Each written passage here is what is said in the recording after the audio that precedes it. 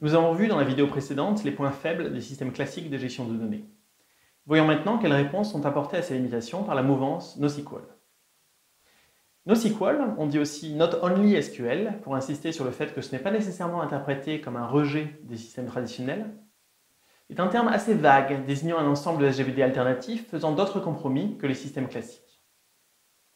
Des logiciels très variés sont désignés sous l'appellation de NoSQL, donc il est difficile de fournir des règles générales sur leurs caractéristiques.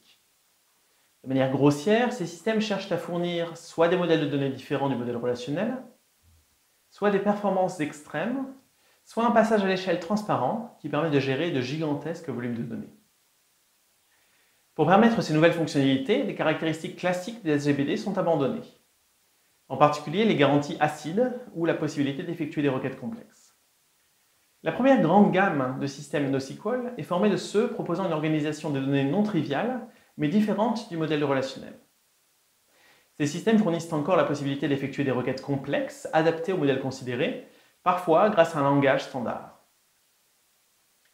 Il y a tout d'abord les SGBD XML, dans lesquels les données sont organisées sous la forme de documents XML arborescents. Ils sont bien adaptés au stockage d'informations semi-structurées et hiérarchiques. XQuery, un langage de requête normalisé par le World Wide Web Consortium, est le langage typique d'interrogation de ce système. Un grand nombre de tels systèmes existent, par exemple BASIX ou Exist, qui sont deux SGBD XML libres. Les SGBD objets organisent les données sous la forme d'objets avec propriétés et méthodes, de manière similaire à ce qui est fait en programmation orientée objet. Ces SGBD sont un peu passés de mode en raison de leur complexité, le précurseur O2 n'étant guère plus utilisé. Mais des systèmes modernes, tels le produit commercial de la société Versant, existent encore avec des langages de requête ad hoc.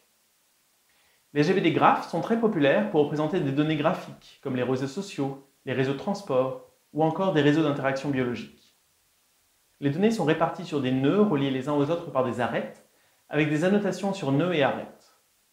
Le système le plus populaire est Neo4j, qui est un logiciel libre. Enfin, les systèmes de stockage de triplets, ou triple store, sont adaptés au stockage des faits du type sujet-prédicat-objet, tels que ceux apparaissant dans le web sémantique au format RDF. Un langage de requête standard, Sparkle, est défini par le W3C et permet de formuler des motifs complexes auxquels un ensemble de faits doit se conformer. Des exemples de tels systèmes sont Apache Iena ou OpenRDF Sesame. À l'opposé des stockages de données complexes, les systèmes NoSQL clé-valeur réduisent au simple minimum la possibilité d'accéder aux données.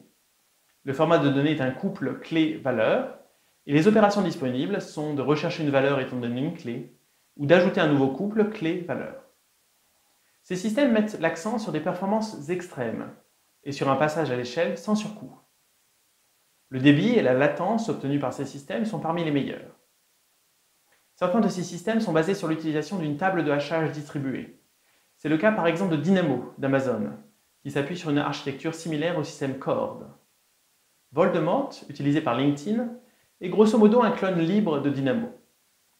MemCacheDB est un autre exemple de système libre implémentant un clé-valeur, plus basique en termes de fonctionnalité que Dynamo ou Voldemort.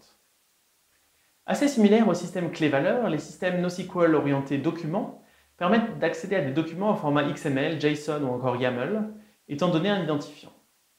En plus des accès simples, ces systèmes définissent aussi des index, par exemple l'index, permettant des recherches par mots-clés ou avec un peu de structure. Les documents sont également organisés en collections et viennent avec des métadonnées et la possibilité par exemple de gérer des versions successives. Ces systèmes documentaires mettent l'accent sur la simplicité du stockage ainsi que sur la transparence d'accès via un langage de programmation. Il est par exemple possible d'écrire un site web en Node.js qui fait appel via une interface JavaScript à MongoDB pour récupérer des documents JSON directement interprétés comme des objets JavaScript. Ces systèmes ne sont pas forcément très efficaces en termes de passage à l'échelle. Les deux plus connus, libres, sont MongoDB et CouchDB. Enfin, la dernière catégorie de systèmes NoSQL organise les données en colonnes. Au lieu de stocker les données ligne par ligne sur disque, les données sont stockées colonne par colonne.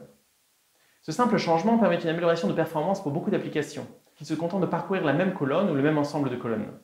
Peut-être pour calculer une fonction d'agrégation, par exemple. Ces systèmes permettent en général l'accès aux ressources étant donné une valeur de clé et un identifiant de colonne, ce qui est légèrement plus riche que les systèmes clé-valeur. Les données sont ensuite distribuées de manière transparente, en utilisant soit un système d'arbre de recherche distribué, soit un système de table de hachage distribué. L'exemple le plus connu de tel système est Bigtable de Google, développé pour le stockage de l'index du moteur de recherche, ou encore les informations de Google Analytics. HBase, de la collection Hadoop de la fondation Apache, est un clone libre de Bigtable. Cassandra, aussi développé sous l'égide de la fondation Apache, a initialement été développé par Facebook et est utilisé par Twitter pour certains de leurs besoins de stockage.